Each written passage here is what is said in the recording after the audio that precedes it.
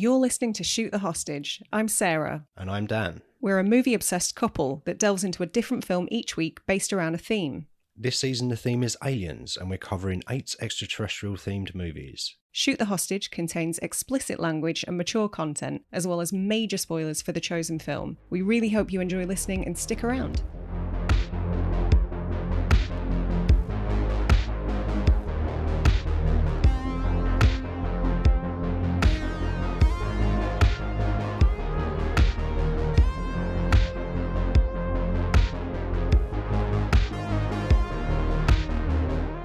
Sarah, Yes, Dan.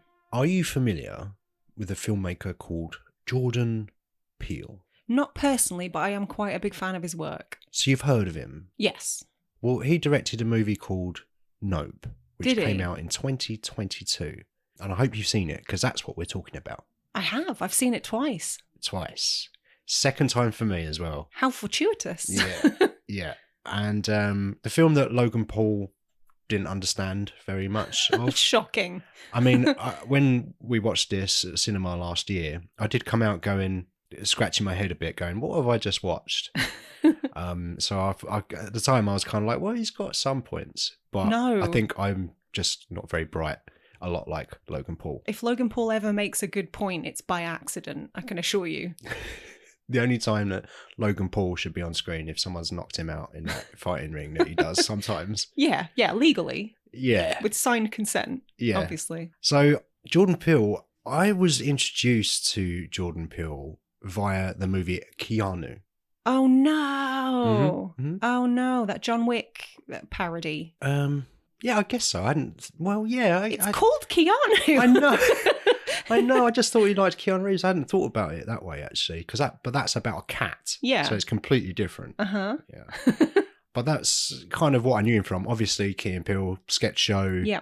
Not something that was ever on my radar, really. Okay. But then the guy that was in that, the main guy, he decided to write and direct one of the greatest horror movies ever made, which is called Oscar winning, Get Out. no less.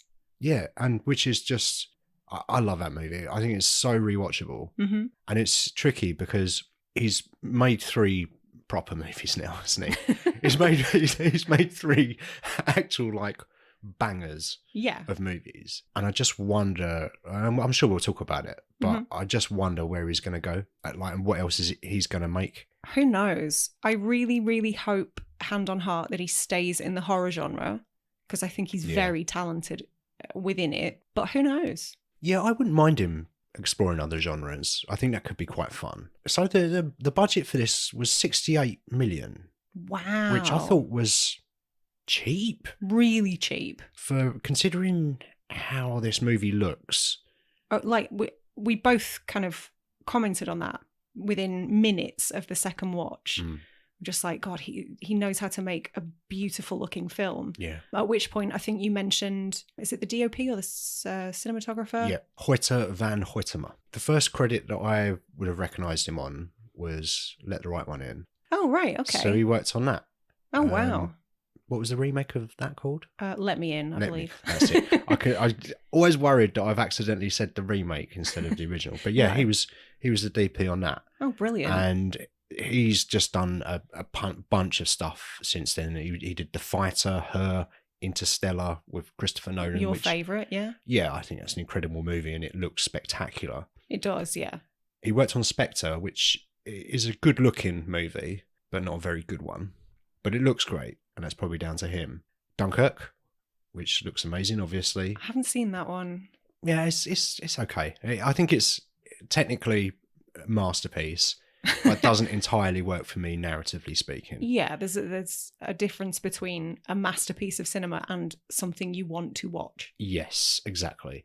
Ad Astra, which again, Okay. I really, really liked that movie, and it looks amazing. Tenet and Oppenheimer. So a lot of Chris Nolan movies in there. And he seems to have enjoyed quite a lot of success with these. And I think his collaboration with Jordan Peele on this is just incredible. I think what they achieved with, I'm sure we'll talk about some of the nighttime scenes and the landscape and the big open spaces is just what they invented a bit of kit to get the shots to look the way that they did. Which is wild. It's mad, yeah, it's mad. This is going to be an hour of us just going, this fucking movie's great, isn't it? Largely, yeah. And isn't Jordan Peele, like, great? Yes. Yeah, there we go. I'm going to do that. The end. Cast-wise, Daniel Kaluuya, so again, a collaborator, bringing him back from Get Out, which he's fantastic in, but quite a different performance. Can I say Daniel Kaluuya might be the best actor of his generation? Is that saying too much? You can say that. I think he's the best actor of his generation. Yeah, that's fair. That's fair. He's very different in this movie, I think, in Nope, to what he is in a lot of movies. He's kind of given a lot less on the page to do, but that means that he has to be more subtle. Oh my God. He can say so much with just his eyes. Yeah. It's phenomenal. It blows me away. Yeah. And having sorry to interrupt you, but I just want to enthuse about Daniel Kaluuya for a second, because I think he's fucking brilliant.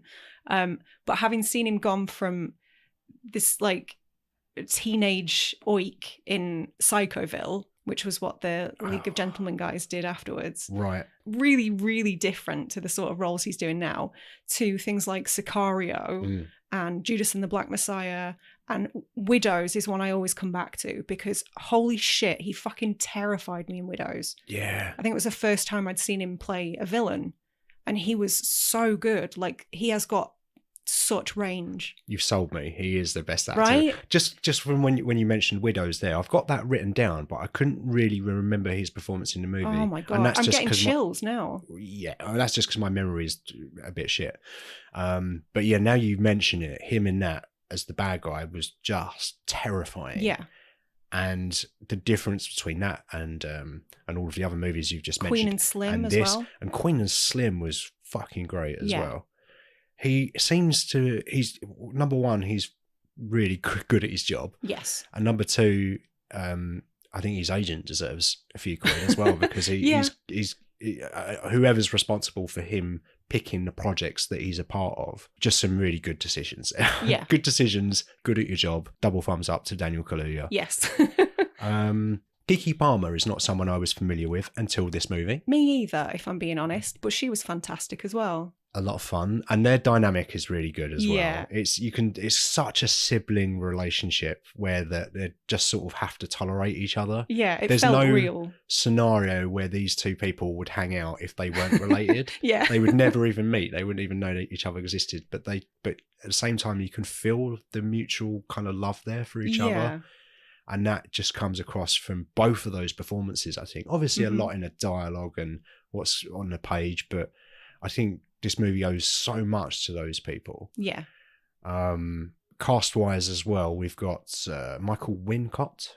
Yeah, I can't remember the last time I saw him in something. I'm sure we watched something recently. Yes. Because his voice is the first thing that stands out to me generally. Yes, you said this to me while we were watching the movie the other night. You said, "Oh, what have we seen him in lately?" And I, as a joke, said Metro, knowing full well that we'd not watched that together. But I've just for some reason I really want to rewatch that. I liked that when it came out, but I bet it's rubbish now. But while I was researching for the show, I looked through Wincott's filmography and I realised what we'd seen him in recently. Go on. Alien Resurrection. Oh, fuck. Yeah, of course. Yeah. Oh, yeah. Which is not a good movie. It's not, no. No. No, not by any stretch. No, this is way better, way better. But he was really good in this. Yeah. For his role as the cinematographer. And I think that both times I've watched this, I kind of thought, the actual cinematographer, Hoyte van Hoytema, is there any of his character kind of written into it? I suppose there is in terms of profession anyway, and in terms of getting the correct shot. Yeah, his character name was Antlers Holst, which on the face of it is a ludicrous name. Yeah. Right? But I did read somewhere that it was in reference to Gustav Holst, who is a composer, or was a composer. I don't know if he's still alive, actually. So that's where the Holst part comes from. But also Gustav effectively meant Godstaff, and they were generally topped with deer antlers. Right. So his whole name is kind of in honour of Gustav Holst. Oh, okay. Who I'm guessing Jordan Peele must be a fan of. I guess so. And that's the thing with this movie in particular. I think more so than any other of Peele's movies. They're super detailed and super layered, but this one definitely has... I think you can probably pick any element of this movie and drill down into it, and there's detail and kind of a design to it. Yeah, and I would say even the fun stuff, like just little Easter eggs, like the scissors from Oz being on Stephen Yeun's desk. Oh, I didn't notice that. Yeah. Oh, nice Easter eggs. Speaking of... Stephen Yeun. Yeah. Yeah. Oh, nice segue. He plays Ricky Jupe Park. Yeah.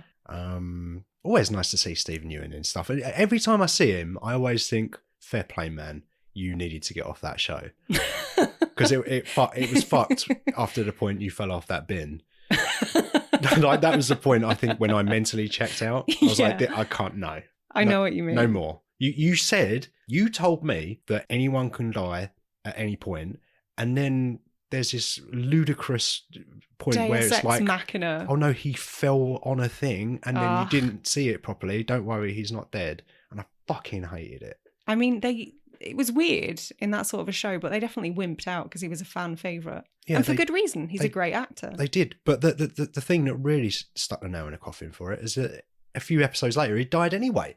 So it's like, no, just fucking commit to something. Like, they teased it and then did it. And it's like, no, you wanted to have your cake and eat it, and it fucked me off. Spoilers for a 7-year-old episode of The Walking Dead there. Oh, fuck that show. I went through a point of absolutely loving it. And maybe that's the last show that I remember being excited, apart from The Last of Us, which was recently. But the last one before that would have been a show that I was really looking forward to coming out week to week and watching the new episode. And it just fucked me. And I've never gotten over it. Well, interestingly, Stephen Yeun was also in one of my favourite TV shows of this year, which was Beef. Oh, yeah, that was great, wasn't it? Yeah. Yeah, and he was... again, always nice to see him in stuff, and he's always great. Ren Schmidt was Amber Park. A bit of a thankless role. She was barely in it. She was barely in it. I had heard that there was a really long cut of this at some point, so I wonder if her character had more to do, and maybe we'll dip into some of that, or maybe we won't. Okay. Keith David. Again, blink and you'll miss him, or blink might be the wrong term. Yeah. Otis Hayward Sr. Terry Notary plays the chimp. He's the monkey guy. He's the monkey man. The monkey man. Yeah. I can't remember which character he played in the Planet of the Apes reboot films.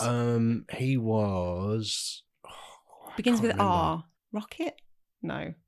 That's a raccoon. I don't know. It does sound like a name you'd give to a chimp as well. But he was also Kong in Skull Island. Oh, in the Skull Island, not the Peter Jackson one. So he is the monkey guy. Not Andy Serkis. The other monkey guy. Andy Serkis is known for other stuff. Name one other Terry Notary film. The Square. Where he's the monkey guy. Yeah. And fucking hell, isn't he terrifying in that? Yes. What a brilliant film, though. I'm not going to spoil that movie, but it's a good one. Yeah. Recommend that. And even if you're not interested in a movie, just Google Terry Notary in the Square and watch that scene. It's fascinating. Where do we want to start in terms of our thoughts and feelings and what we see on screen? Because again, well, let's start at the beginning. Because I mean, the film opens with not one but two consecutive tragedies. I mean, after a Bible quote. Yes. Okay. Nahum 3:6. Nahum, the book of Nahum. Oh, it's a book. Yeah. Okay. Which was to do with, don't quote me on this because it's been a very long time since I read the Bible. I've never read the Bible. I'm a little rusty. I started once, but it was boring. So yeah, it doesn't get much more interesting. So after the first few pages, you're probably quite right to bail. Yeah, it's to do with the sins of the city of Nineveh, which just kind of fell to ruin. There was lots of violence and false idolatry and illicit sex, and they were punished for said sins. Okay. The passage, or the snippet from the passage is, I will pelt you with filth and treat you with contempt. I will make a spectacle of you. Interesting. Okay. So people do get pelted with filth in this movie. They do. And all manner of viscera.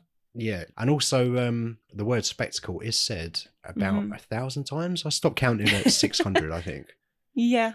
So it's quite, I mean, when I said at the start that I didn't really understand this movie, the first time I saw it, I got the spectacle part. But what confused me was the gaudy stuff and the chimp and the Stephen Yeun character. Okay. And actually on rewatch, it's quite obvious what those characters were there for. Mm-hmm. So yeah, it does reward a rewatch for sure, because Stephen Ewan plays Ricky, as we said, Ricky Jupe Park, and he was a kid on a sitcom in the 90s, 97, 98 or something. And there's a tragedy that happens on the set because a balloon pops, and the chimp Gordy just goes nuts and starts hitting people and stuff, and it's super, super violent. Kind of returns to his primal state. Yeah, and I guess that obviously feeds into the idea of we're trying to shoot part of nature. We're plucking something out of its natural habitat, and we're trying to film it and exploit it. In order to make a spectacle of it. In order to make a spectacle for of our it. own selfish wants. Yeah, create content that we can consume. Yeah. So it fits into that kind of narrative part of the film, but also in the character stuff, because in that scene, Ricky is hiding under a table and he sees all his cast members that have been attacked, and it's terrifying. There's blood everywhere, and it's a shocking scene. Yeah, yeah. There's a part where the chimp clocks Ricky and he goes in for a fist bump. the world's first exploding fist bump on TV. That's right, yeah. And he's got that in his secret cupboard as well later on in the film. Yeah, and there's a part in that where we see a slipper standing up. Yes. And that really confused. Like, first time I was like, what? Like this, I don't know what this means. This is very confusing.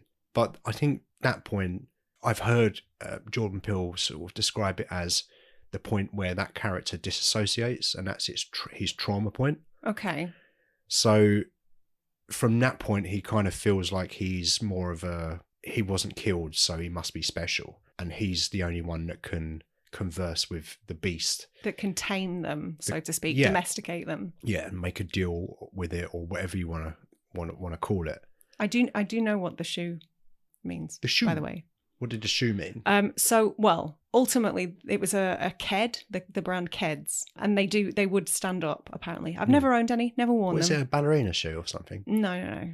But also in reference to the phrase waiting for the other shoe to drop. I've never heard that phrase. You've never heard that phrase? Oh, no. Wow. What does it mean? Waiting for the house of cards to fall. That's another one. Like, what does that mean? Oh, no. I don't know. I can only explain in the other idioms. I just learned. I already knew I was terrible at memes. I don't fucking know what memes mean a lot of the time. You're also bad at idioms. Yeah. What did you call me? We'll talk about this later. But yeah, just going back to what you were talking about with Gordy, I do kind of love, and I didn't clock until second viewing, that the film sort of starts or opens with and ends with a balloon being significant.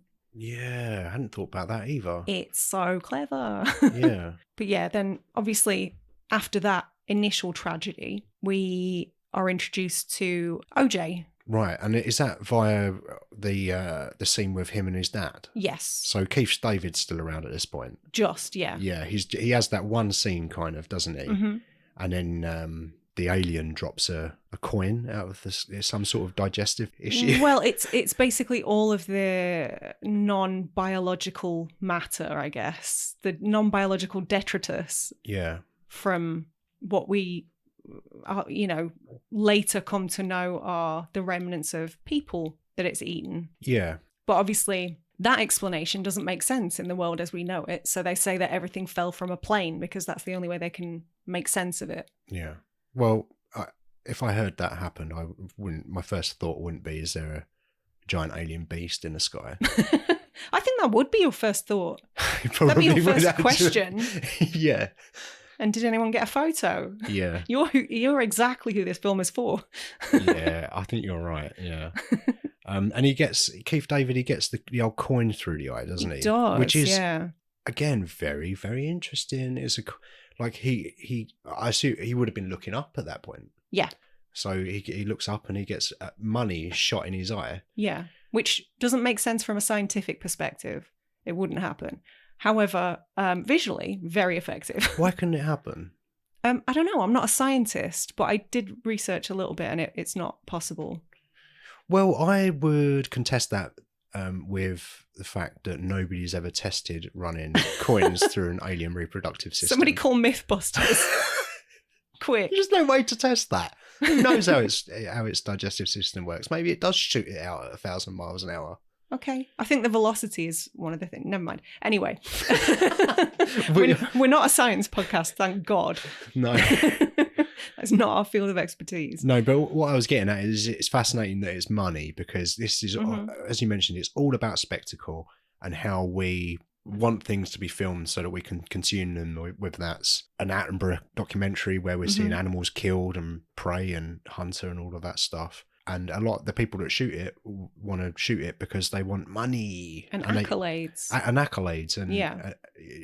it doesn't have to be money, but they want something from it. They want to exploit that thing, that beast, or that part of nature in some way. And specifically, Emerald does kind of make reference to wanting the perfect Oprah shot that they can make a fortune from. Yeah. Essentially. So, yeah, they are looking to the skies for their fortune. So it's quite ironic.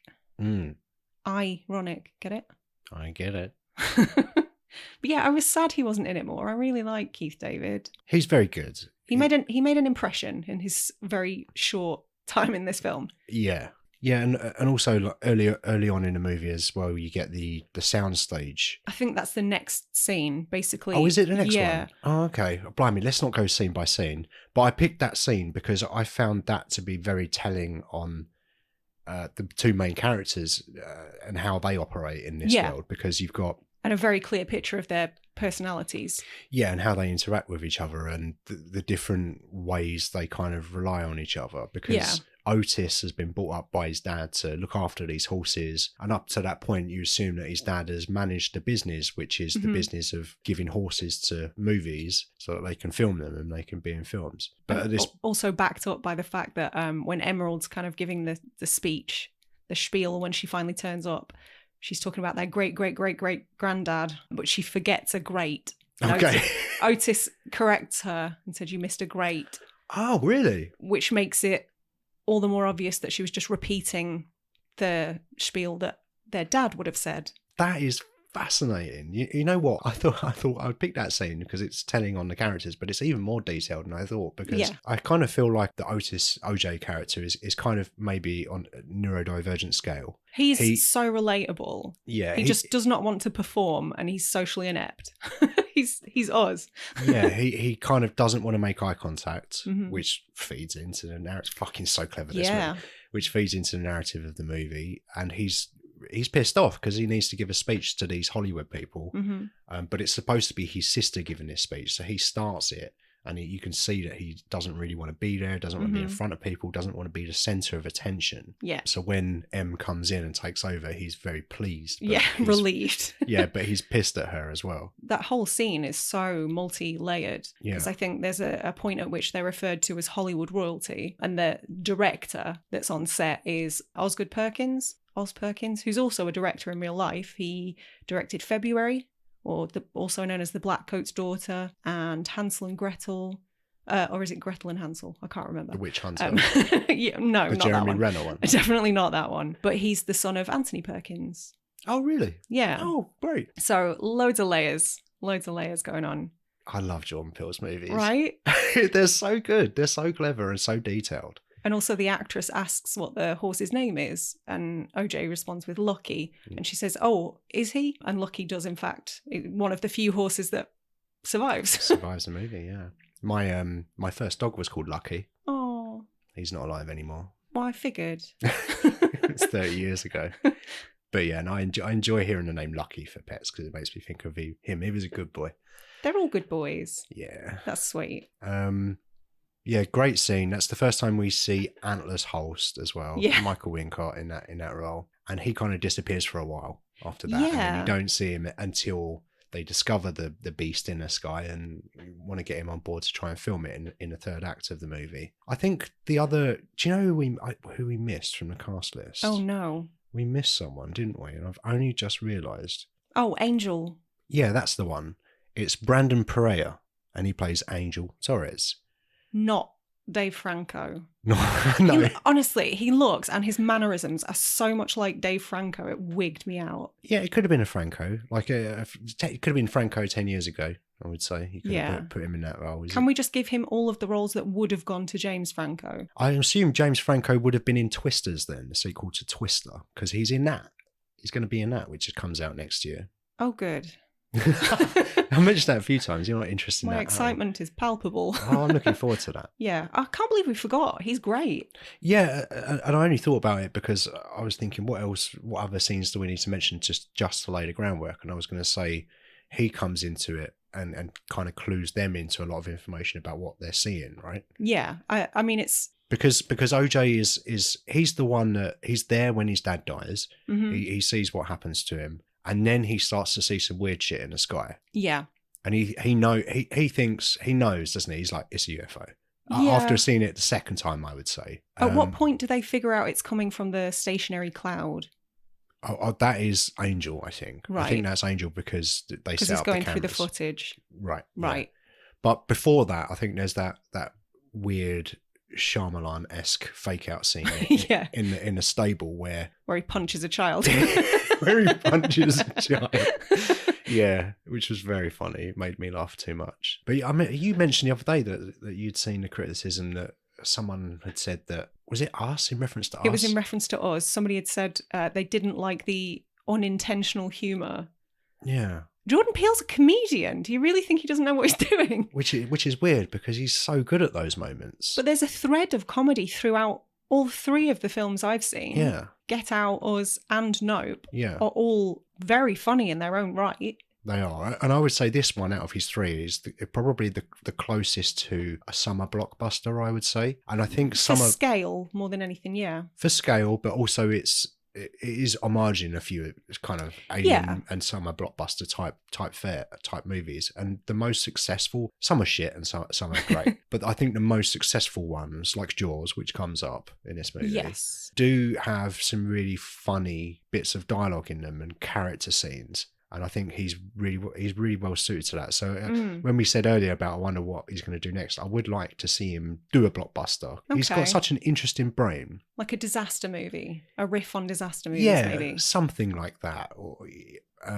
just a space movie, or give him a Guardians of the Galaxy reboot. That would be fun, I think. Okay. Do you know what we haven't talked about? Just to go back a scene when they're talking about, which I think is quite an important theme that's not touched on a huge amount, but I think is quite integral to the plot. And that's the footage of the black jockey on the horse. Yeah. I did a bit of digging. I don't know too much about Edward Maybridge, but he sounded like a lunatic. Okay. The two things he's most well known for are those images, the still images that he turned into moving footage. Not just the jockey, there was a bunch of other stuff. There was one with capybaras, I believe. But also he killed a dude. On purpose? On purpose. Straight up whacked a dude. Okay. Yeah, he murdered somebody that he thought seduced his wife or his ex-wife and had, he thought, fathered the child he thought was his. Right. But his plea at the trial, at the murder trial, was insanity, and they let him off. Oh, okay.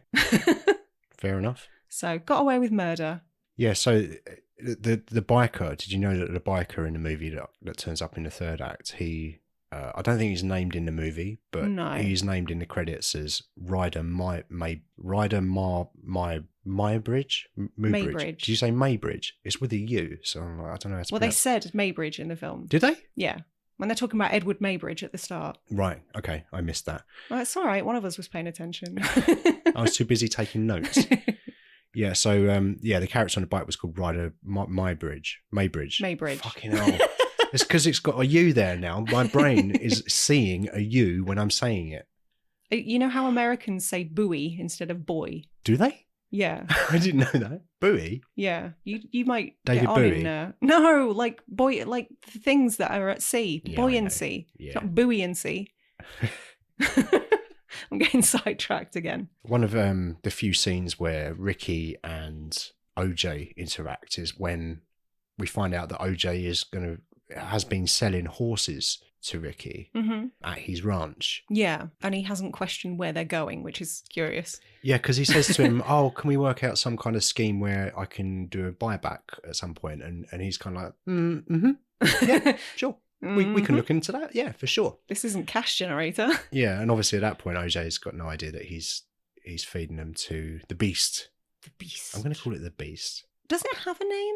Is it? You've listened to a bunch of stuff with Jordan Peele? Has he given it a name at any point? Not that I recall. Okay, maybe its name is Nope. Maybe it's a Nope. Yeah, let's call it the Nope. Okay. But yeah, he's been feeding horses to the Nope, and that scene's cool because that's when Jupe starts. I keep going from Ricky to Jupe. Okay, from this point on, I'm just going to say Jupe. So Jupe is describing what happened to him, right, when he was a kid. Yeah. And on that set, was it the sitcom thing, Gordy's House? There's a Gordy here. Yeah, Gordy's house. There's a Gordy here. Yeah. And it's interesting because when he's telling a story, he doesn't tell the story from his memory, which could be, even if it is from his memory, it could still be falsified or... Yeah, PTSD does strange things to you. Yeah, misremembered, and no memory is kind of 100% accurate. Mm-mm. But it's interesting the way he decides to tell the story is via an SNL sketch that had recreated that scene. Yeah. So that's interesting, the way that he's choosing to remember that event rather than... and he's adding a layer of disconnection. Yeah, you're exactly right. He's adding a layer of disconnection, and he's tying it in with the entertainment industry. It's not a direct memory. Yeah. He's remembering a copy of the original, which is also interesting in terms of how media is made. And there are no new ideas. There are just kind of combinations of existing ideas, various kind of ideas smashed together. Yeah, for sure. That's when he says to Keke Palmer's like, "Oh, have you got a secret cupboard there?" And he's like, "Yeah, I've got a secret cupboard. Come and have a look. I usually charge for this, but you can have a look." And he's got all of this memorabilia in there behind glass, and it's all protected, and it's his mind, right? That's kind of like what lives in his brain is all of that stuff that's hidden, sectioned off behind this show that he's presenting to the world. And his character is not in it a bunch. He's in it. Stephen Ewan is in a couple of really important scenes, and he pops up again when he's doing the show, right? Is that sort of leading into the third act of the movie? So interestingly, it's basically at the halfway point, because when he says to the audience, in an hour's time, you'll see a spectacle, or so, I can't remember the exact quote. It's probably spectacle. Paraphrase. But he does say, like, in about an hour's time, you'll witness a spectacle. And that is almost exactly an hour before the film ends. Really? Yeah. Oh my God, this guy. How does he do it? Must have a good editor as well. Yeah. And Jupe, when he's doing his presentation to the crowd, he's wearing a cowboy costume on it, which is, I didn't clock first time, but there's a UFO on the back with the little, I'm going to suck you off into the ship. The beam. Stop saying to suck you off. Seriously. I'm going to soundbite that. People are going to question what kind of podcast this is. Yeah. But also in the crowd, he gives a shout out to Mary Jo, who was his co-star on It's Gordy Time. And he says it was his first crush, and she's wearing like a hat with a veil. A netting. Yeah, that's it. Like a veil across it. So you can't see her face. So her face is distorted. And we find out that she was horrifically attacked by this ape and ended up being deformed as a result. Did you clock that she was wearing a jumper with her headshot on it? I didn't spot that. Neither did I. I heard it on a podcast today. Someone mentioned it. Did you go back and check? No. Okay. But I did check on Google.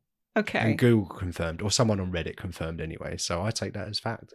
Fair enough. We can Google it and see if there's an image of it if you like. Okay. I believe it's the same actress as well, playing the younger version and the older version. Oh, okay. Yeah, I suppose you can get away with that if there's a veil. Yeah. Yeah, fair enough. So that character was kind of... There was a real-life chimp attack, right? On a film at some point. Which that is loosely based on that. There was one... So the really famous one wasn't on a film set. There was a woman in America who had a chimpanzee as a pet. A chimp called Travis. Right. And it made international news. It's a really, really famous case. Basically, it ripped half her friend's face off and mauled her really, really badly before being shot dead by police. Right. So really, really sad. Sad for the woman, sad for the chimp. Tragic case all around. Yeah. I don't recall hearing of one on a film set. No, I think you're right. I think that's the one. I couldn't remember when you said Travis. First of all, I thought, oh yeah, we did Fire in the Sky last week with Travis Walton. So that's the link to the last episode. There we go. We can get that out of the way. Did it. But yeah, I think you're right. When researching for this show, I did Google real life chimp Mary Jo character or some combination of those words. And I did see the words Travis. Okay. The chimp. Travis the Chimp. Yeah. His surname is the Chimp. Yeah. So it's again, he is taking nuggets of truth. Nuggets of truth. Again, going back to the first moving picture, and adding all of these layers onto his fiction, which is just a really interesting way of grounding a picture in reality. It's smart as hell. It is, because he tells these ridiculous concept movies. But some of it is familiar. But none of them, I would say, out of the three, Get Out, Us, and this, I would say Us feels the most like it doesn't really work, because there's just, I'm not going to spoil that movie, but there's just the things that happen in it. I'm kind of like, yeah, but this doesn't work, does it? Too uncanny for you. Yeah. And that's not to say I don't like it. I think it's a really great movie. It's a lot of fun to watch, and it's just brilliantly made. But I think there are too many holes in the logistics, maybe? Maybe. And it's weird because all three of those movies are ridiculous. Yeah, in different ways. The central concepts are ridiculous. But for some reason, Get Out and Nope, I just think have enough about them where I can look at it from multiple different ways, and it just kind of fits. I think this one more so than any of the others. Yeah. There are so many different themes here, not least of which, obviously, going back to the start again, but we all know the name Edward Maybridge at this point, but he was a white dude. We don't know the name of the black jockey that was in the photos made famous. Yeah. So it's kind of like black people being erased from their own spectacular points of history. Right. Like, they've made these leaps and bounds, they've done phenomenal things, and they're being erased from the stories, which I think is kind of interesting in the context of this film. Yes, and like this movie, I would say it's not hugely about race in the same term. Obviously, Get Out is almost exclusively about race, and but in this one, it's just got that nugget of reality, as you said, the black jockey on the horse. Apparently, I was reading earlier that a lot of jockeys around about that time were black. Yeah, I believe so. It kind of affected, I don't know if this is true, it's just what I read in one article, but it kind of affected them badly because of racism, which is, it probably is true, mid-1800s or whenever it was, mid to late 1800s. Yeah. A lot of jockeys were black, but as it became more and more exclusive, they began to be phased out and taken over by white jockeys. And it's interesting because in this movie, the guy on the bike, who is called Maybridge, is obviously a reference to that director. Yeah. We don't see his face. I would assume he's a white guy. I really enjoyed that his helmet was completely mirrored. Yeah. Almost like, and he's the TMZ guy, which is like bottom of the barrel media. Yeah. So it's kind of like reflecting our grotesqueness back at ourselves, going, this is what you want. Yeah. This is the sort of shit you consume. You have to face it. You've got to face yourself in this. Yeah. Should we talk a little bit about how this movie looks? Which is, we did touch on it earlier. Yeah. I think we need to give it a bit more time because they did invent a technique for this, or Hoyte van Hoytema did. Right. He says that he thought about it actually before this movie was conceived. Okay. And he decided that he would try this idea that he had on this film. Okay, interesting. I want to hear more about this because if you remember when we were watching this, there were so many scenes set at like dusk, and it's usually glaringly obvious when somebody's filmed day for night. And I think I asked you at the time, like, can you tell, do you know how this was filmed? Yeah. So go on, hit me with some stuff. Well, I assumed it was day for night because we could see shit. So yeah. I know if they shot at night, we just wouldn't be able to see shit. But so what he did is he basically invented this bit of kit where there was an infrared camera and a 35mm camera, both recording the same thing. And he managed to overlay the image. So the infrared image was like a monochromatic thing. Okay. So you could see everything that was in the frame and you didn't need to light up the background. You didn't need to light the mountains. Obviously, you wanted to see all of that. So a lot of it is done from distance and length. But yeah, so he had an infrared image and a regular image and just managed to overlay them and combine them.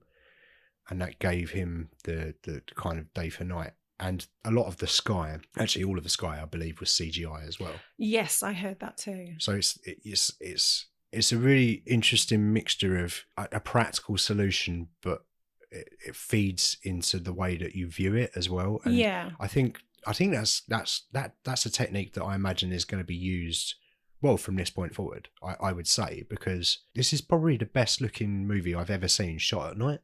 Yeah, agreed. You can actually see stuff happening. Like, yeah. How many times do you watch a movie in the last 2 decades where you just can't see anything at night, unless it's in a city where there's just lots of ambient light going on everywhere? You can't shoot at night. No, and if you do, it's a small scene. Particularly being a horror fan, that is a massive point of contention for me, at least, because there are so many films where the director just thinks dark is scary. Yeah. The darker, the more scary it'll be. Yeah. No, you've got to be able to see something. Yeah. It just makes for a frustrating experience otherwise. Yeah, it's like everything. Like, the darkness is a tool that can be used, like in Don't Breathe, call back to season 2. Like, you can have some moments of darkness where you kind of add intention. The characters don't know what's coming. We don't know what's coming. Yeah.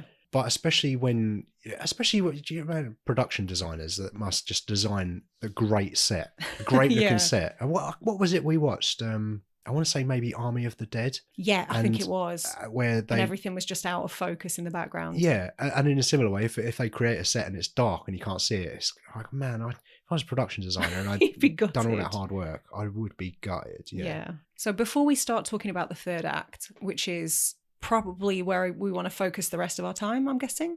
Yeah. Talk to me a bit about the name. Whose name? The movie name. Oh, right, okay. Because Nope is, well, I remember before this film came out, Jordan Peele posted a teaser on his Instagram. Right, yeah. And it got shared far and wide, especially amongst movie fans. And there was a lot of conjecture at the time about people thinking it was an acronym for Not of Planet Earth, and that perhaps too much had been given away by that. But I did read somewhere that Jordan Peele had kind of rubbished that idea, that wasn't the case. But I did find a passage where it says, he says, the title speaks to the idea of the audience reacting to what they're thinking and feeling in the theatre. When you tell people it's a scary movie, a lot of the time they say nope. So Peele wanted to acknowledge those people with the title and bring them in. This is about the person who thinks they don't love the horror movie, to show them that maybe they do. Okay. But you told me that that's not accurate either. So I listened to Smartless with Will Arnett and Bateman and Sean Hayes. Your new favourite. My new favourite. Love that show. But Jordan Peele was on that. I think it was around about the time Nope was coming out. Okay. And Will Arnett, maybe he'd read the internet or whatever, and he was like, oh, does it stand for Not of Planet Earth? And Jordan Peele said yes. Right, okay. But maybe it's possible that after that, or maybe that was after the information that you'd found, I can't remember the dates, but maybe he did try to misdirect people away from that, so they didn't automatically have expectations and you know, spoilers. And a lot of movies are just better when you don't know anything, I think, and I think he knows that. But but he has since as well come out again and said no, that was intentional. Not of Planet Earth was definitely an acronym he was playing on, and all of the other reasons for it as well. Like everything in this movie and all of his films, a lot of things have dual meanings. Yeah, that would make the most sense to me, that it was kind of twofold. Because obviously it's a word that we hear the characters say, particularly OJ. Yeah,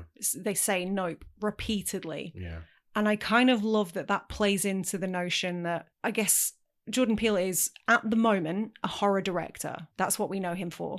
Whether or not he branches out, that's yet to be seen. But within the horror genre, obviously it's become a bit of a joke these days that the black character is always the first to be killed. Right. Whereas with his films, they're populated by black characters. And much like the tagline for The Blackening, you can't kill us all first. Or we can't all die first, something like that. Yeah. And I think something that I really enjoy about his films is that he's turned that shitty trope on its head and populates his films with black characters that make pretty good decisions for the most part. They're smarter, they survive. They punch children. Yeah, on occasion. But I don't know, I really enjoy that.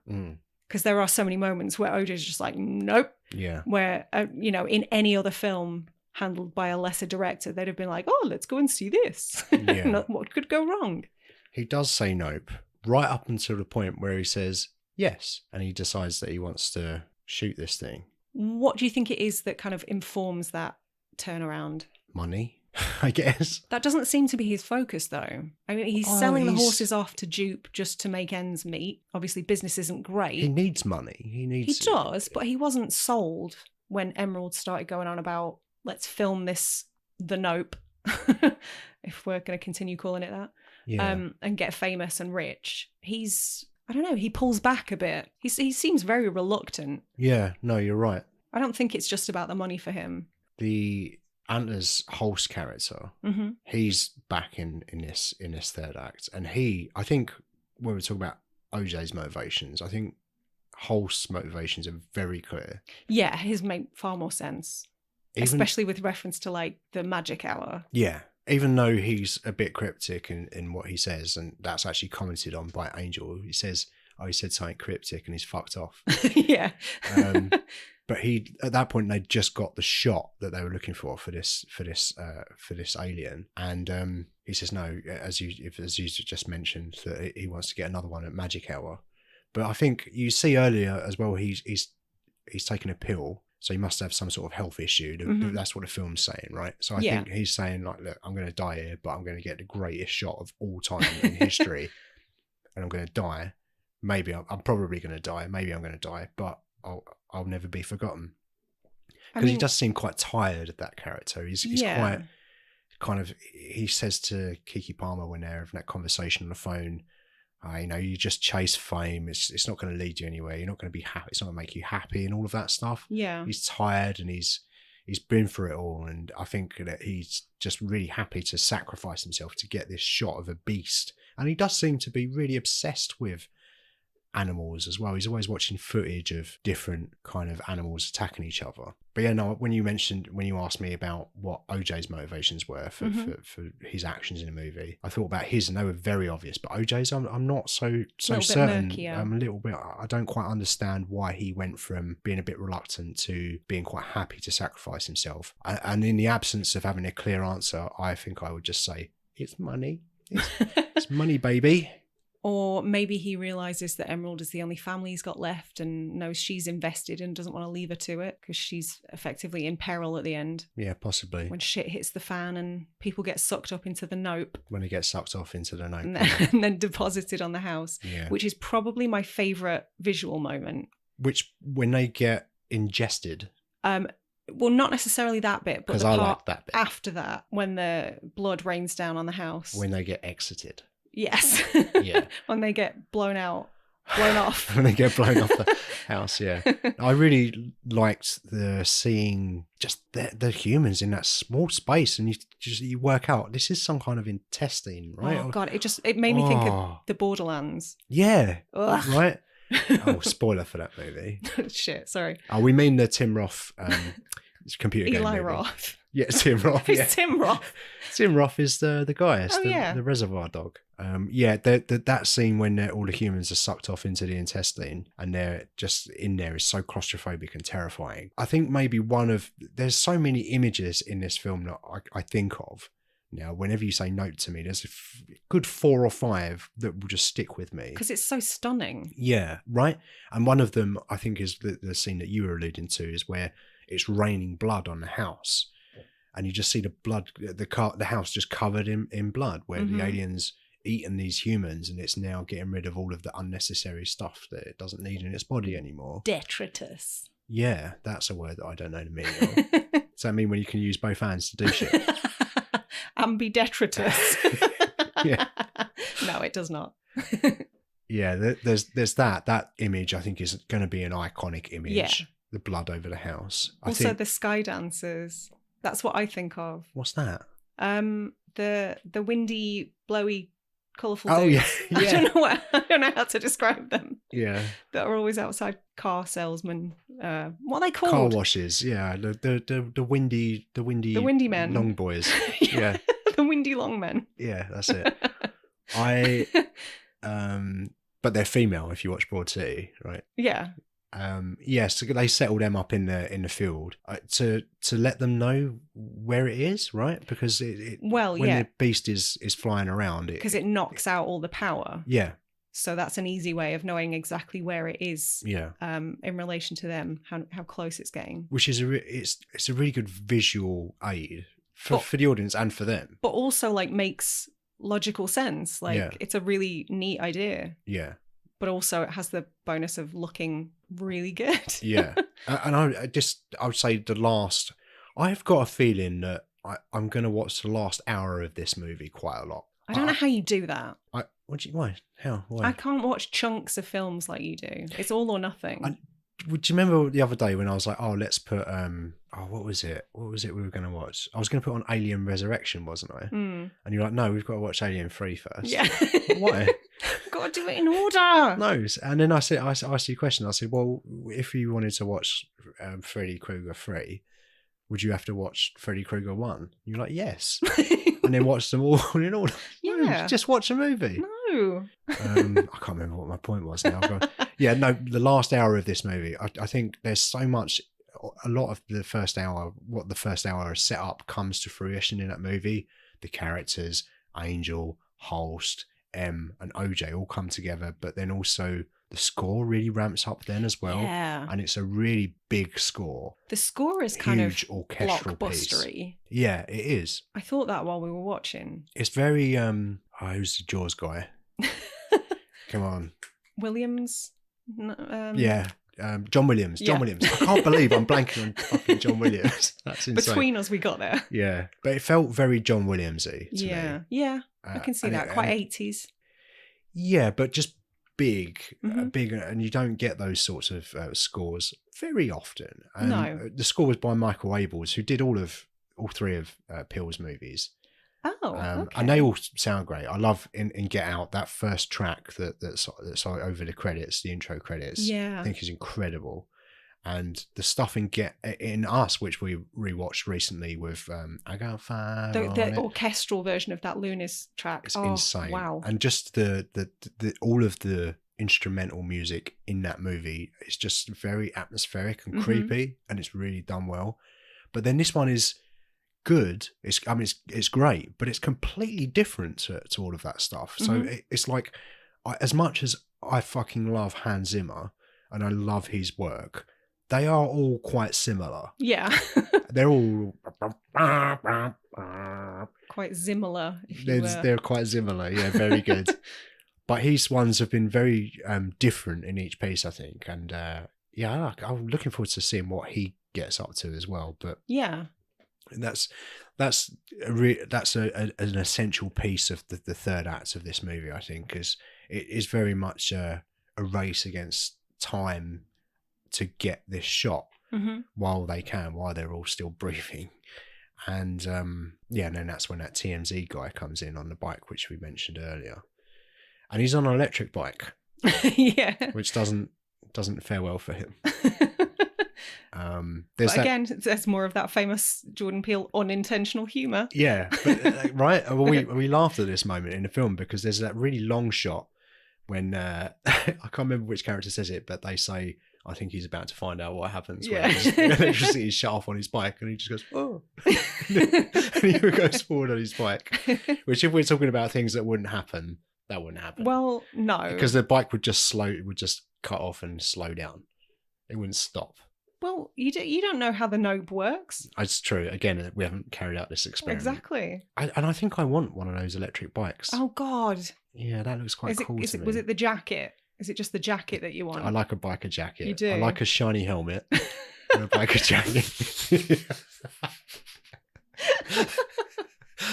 Can we skip to the end? Yeah. But I really love how the characters all come together. I think where I'm going to put this on from, the point at which I'm going to watch this over and over again, is the point where Antler's Holst comes back and he goes, "All right, you've got an alien, and I'm coming to shoot it." Because he wasn't really interested when M phoned him earlier. No. He was happy to entertain them and speak to them and give them a bit of advice about not chasing fame. Mm-hmm. But he's not really interested. In fact, he's got a lemon pie in the oven to feed one of his best friends. And but when he comes back, I did find that very rewarding. Like, yeah, you're back and you want to get this shot, and that's when they all started working together and have a meal together, and that's when he does that poem thing. It was a song. It was lyrics from a song, "Purple People Eater." Purple People Eater. Yeah. Is that not a reference? Okay. I don't know what that is. I've never heard that before. Yeah, it's a song. It's a song. Okay. But works brilliantly within that context.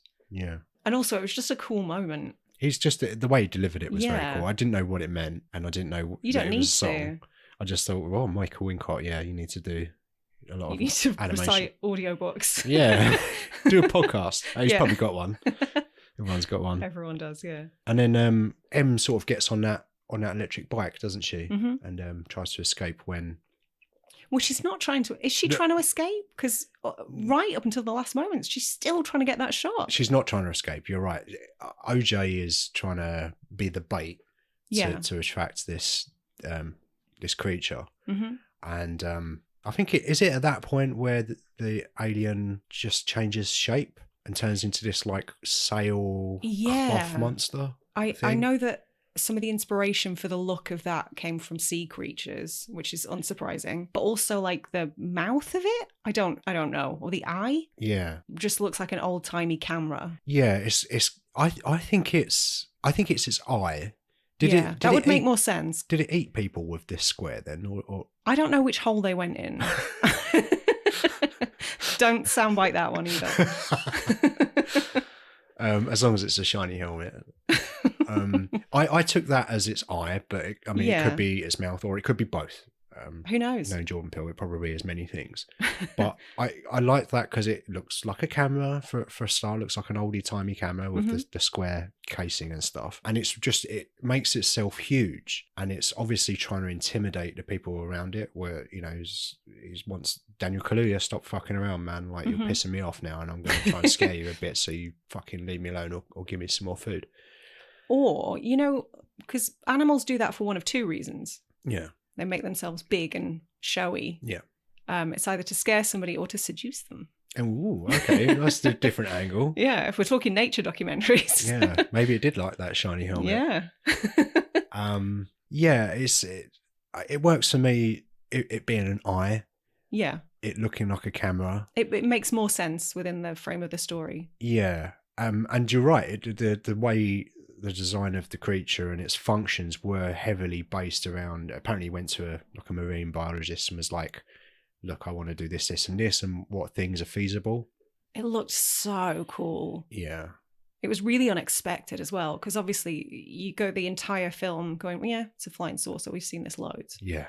And then by the end, of course, he's done something completely new and never seen before. Yeah. And the saucer is a living creature, not of planet Earth, we're led to assume. Which again is just so interesting. Yeah, and the way it looks is really interesting as well. Yeah. I think my problem was when I first watched this movie is that there was so much stuff thrown at me that I just didn't really know what to think. I quite liked it. I was like, this is quite good. But on rewatch, like, no, this is a fucking masterpiece. It's difficult to take everything in as well because there is so much going on.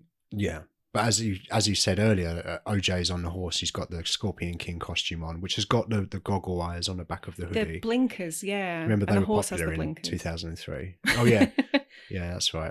And then M goes off on the bike and she goes back into Jupe's theme park. Jupiter's Claim. Yeah, some sort of theme park. It's like a shitty theme park. Yeah, I would pay money not to go there. Yeah, like SeaWorld, but for horses. Yeah. I wouldn't go to SeaWorld either. No. Fuck those people. Yeah. Cunts. Not the fish. No. We want them back in the wild. Let the fish out, yeah. Anyway, that's, yeah. Free Willy. Do Free Willy. Yeah. And not in a shiny helmet way. No, that'll get you arrested. She has it on the bike back into that area, and we're reintroduced to Chekhov's wishing well, where there's the winking lights. well. The winking well. Is it called the winking well? The winking well. Oh, one vowel out. And then she's putting quarters in this thing to try and get that shot. Mm-hmm. And she releases that balloon, and the balloon is ingested by the beast, and it explodes. Yeah. Which is your Jaws ending. Yes. Yeah. Yeah. I've heard that comparison a lot. A lot of people have called Antlers Holst the Quint character, effectively. That works. Yeah, right? I'll buy that. Yeah, that works for me. It's definitely, I mean, it explodes when it's ingested a thing. The only difference was it he eats a barrel or something and Scheider shoots the barrel and he blows it up. I believe so. That's the first one, isn't it? It's been a while. Yeah. But yeah, that's kind of what I mean when I say Jordan Peele's films, or this specifically, have so much of the familiar and so much of the uncanny. Like he utilizes what we know really well and puts his own spin on them to pretty unsettling but unique effect. Yeah. And it's super rewarding as a film lover as well. I think for me, the best movies work as a piece of entertainment, but also you can kind of pick them apart and study them. Yeah, conversation starters, Easter eggs for people that know about film and cinema and where things come from and inspirations and homages and all of that stuff. And he does that, I think. And maybe this is the best example of that, I think, because it's a popcorn summertime, this movie. On the face of it, yeah. But there's so much more going on. Yeah. And it's just that perfect combination of those things. And for me, those are the most rewatchable films, and those are the most successful films, because ultimately film and cinema is about entertainment. That's why I started watching films when I was a kid, because they entertained me. You were there for the spectacle. Yeah, I was there for the spectacle. Yeah. It wasn't until I got older that I started appreciating more about it. But that's the thing that attracted me, is just entertainment, distraction, consuming the content. Escapism. Just going into another world for an hour and a half. Yeah. And he's great at it. He's great at setting up these worlds. And I know he's writing something at the moment, but what that is kind of a bit secret at the moment. I think I heard that maybe a release date or a rough aim for release was about Christmas 2024. Fingers crossed. Which I don't know if that's going to happen at this point. That's a year away. With the strikes and stuff. I don't know. It's probably going to get delayed, which fucking sucks, because this movie I imagine was delayed by the thing that happened a few years ago. Yeah, I mean, it was a big thing that kind of informed the film itself, because he wanted to create something that was a spectacle that would encourage people back into theatres. Right, that makes a lot of sense. And also, it primarily takes place outside, whereas during that period we were inside quite a lot. Yeah, wow, what a movie, man! Like, when I first watched this, for me, I was like, really good, really enjoyed it. But for me, it goes Get Out, Us, Nope. Yeah, I would have agreed with you before a couple of days ago. We shared that opinion. Yeah. And now, having rewatched it last night and thought about it a lot over the last couple of days, I think quite easily, it's still Get Out for me is still number one. Yeah. I think because I've just seen it a bunch of times and I can put it on any time you say to me, Dan, let's watch Get Out, I'm happy to watch it whenever. And then it's Nope, but a very close second. And then Us. Yeah. I'm in agreement, but I think they're all excellent, excellent films. I think Nope, it might be the better film. Might be the best film objectively. Maybe.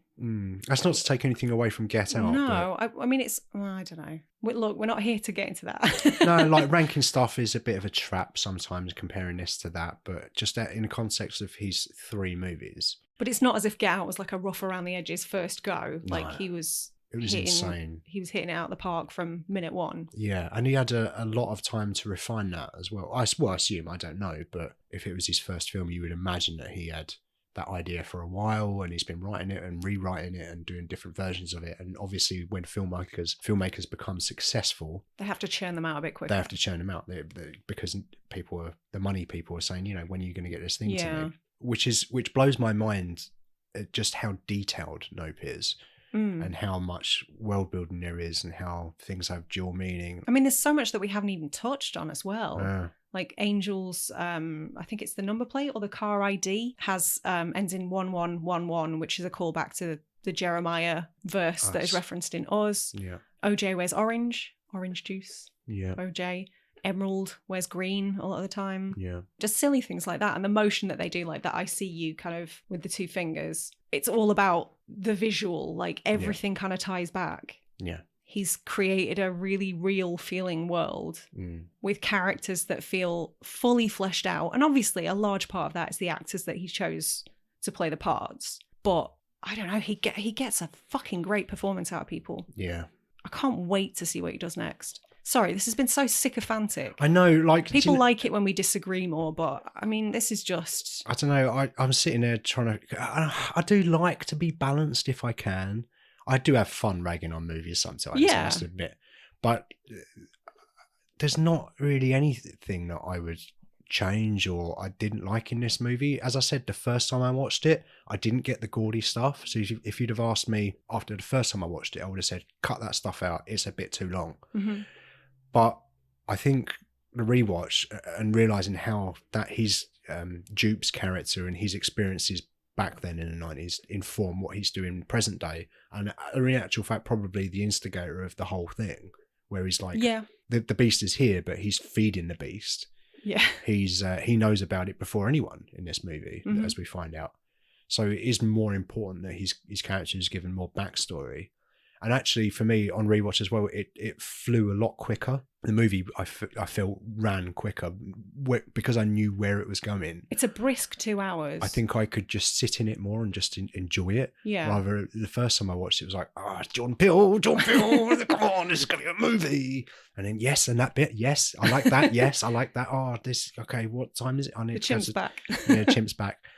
And then I don't know, it just took the pressure off a little bit, I think. And I was able to just go, do you know what? This is a fucking masterpiece. I love it. Great movie. Yeah. And apparently the body count was 43 humans, 12 horses, and 1 chimpanzee. Oh, should be more humans, less chimpanzees, and less horses. Fewer. Yes, fewer. Yes, right. Yeah, okay. So that takes us to the end of our season on alien movies. It has to. I could sit here for another hour or two talking about Nope, but we have to end it somewhere. Yeah. You were saying to me that you were kind of sick of watching alien films. I am. I'm done. Yeah. I'm done. I'm so over it. We've watched way more on-theme films these last 2 months than we have for the first 2 seasons. Yeah. Well, we watched Alien Resurrection and that was a slog. I prefer watching Alien 3 to Alien Resurrection. Yeah, I agree. But we're actually not quite done with aliens yet, are we? Because we've got to record our wrap show. We do, yes. Which will be out next week on our Patreon by the time you're listening to this. But yeah, at the end of the season, we do a wrap show. Talk about the films we covered, some films that we didn't, some films that we wanted to be in the season, and some that we watched peripherally to help us understand the kind of the genre and what we were watching to be able to make good comparisons. Yeah. So look out for that on our Patreon. But we'll be back December the 18th. Yeah. Yeah. Do you want to announce the theme that we're doing next? Is this because I chose it and you want no part of it? Well, I'm just going to be difficult to have no part of it because I've got to watch them and record podcasts with you about them. Season 4's theme will be folklore. Folklore. Mm-hmm. Yes. So think fairy tales, old wives' tales, myths, legends, what have you. Yeah. Okay. So that starts on December the 18th. Yep. Super excited to get going on our 4th season. Would you believe? It's gone so fast. It has. And we'll be running through Christmas. There won't be a break. We've got one coming out on the 18th of December. We've got one coming out on the 25th of December. Happy Christmas. Which is Christmas Day. So yeah, if you've got nothing else to listen to on Christmas Day, everyone's having a break. We're fucking not. You can listen to it. You can sit around a dinner table with Nan, who's farting from too much turkey. Too many sprouts, more like. Yeah. In between disappointing turkey and stuffing leftover sandwiches, listen to us. Yeah. So we'll see you then. Thanks for listening. Bye. Thanks so much for listening. If you've enjoyed the show, don't forget to subscribe and leave us a review wherever you listen to podcasts. You can stay up to date with us on Twitter, Instagram, or TikTok at @STH_pod or support us on Patreon. Everything will be linked in the description.